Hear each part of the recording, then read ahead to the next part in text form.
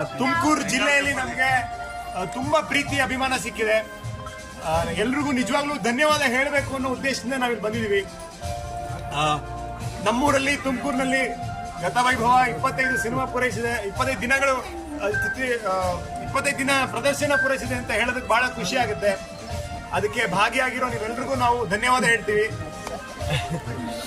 ಇದೇ ರೀತಿ ತುಮಕೂರು ರೀತಿ ಬೆಂಗಳೂರು ಕೂಡ ಮತ್ತು ಶಿವಮೊಗ್ಗ ಮತ್ತು ಬೇರೆ ಬೇರೆ ಕಡೆ ಮಂಗಳೂರು, ಕುಂದಾಪುರ, ಹೀಗೆ ಬೇರೆ ಬೇರೆ ಕಡೆ ಕೂಡ ಸಿನಿಮಾ, ಮೈಸೂರು, ಹೀಗೆ ಬೇರೆ ಬೇರೆ ಕಡೆ 25 ದಿನ ಪೂರೈಸಿದೆ. ಬಹಳ ಖುಷಿ ಆಗ್ತಿದೆ. ಅಂದ್ರೆ ಆಶಿಕಾ ಅವ್ರಿಗೆ ತುಂಬಾ ಜನ ಇಲ್ಲಿ ನಾನು ಅವ್ರಿಗೆ ಹೇಳ್ತಿದ್ದೆ, ಅಫ್ಕೋರ್ಸ್ ಅವ್ರನ್ನೆಲ್ಲ ರಾಜ್ಯದಲ್ಲಿ ಎಲ್ಲೋದ್ರೂ ಪ್ರೀತಿಸ್ತಾರೆ, ಆದ್ರೆ ತುಮಕೂರಿನಲ್ಲಿ ಅವ್ರನ್ನ ಹೆಚ್ಚು ಪ್ರೀತಿಸ್ತಾರೆ ಅಂತ ಅವ್ರು ಹೇಳ್ತಾ ಇದ್ದೆ.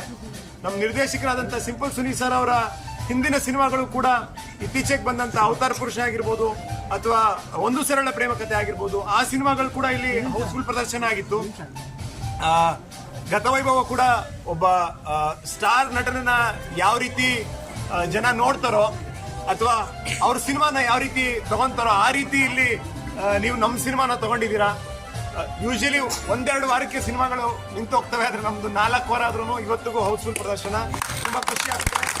ಎಲ್ರಿಗೂ ಥ್ಯಾಂಕ್ ಯು.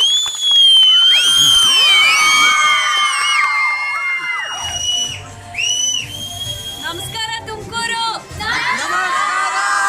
ಹೇಗಿದ್ದೀರಾ? 9 ವರ್ಷ ಆಯ್ತು ಸಿನಿಮಾ ಇಂಡಸ್ಟ್ರಿಗೆ ಬಂದು.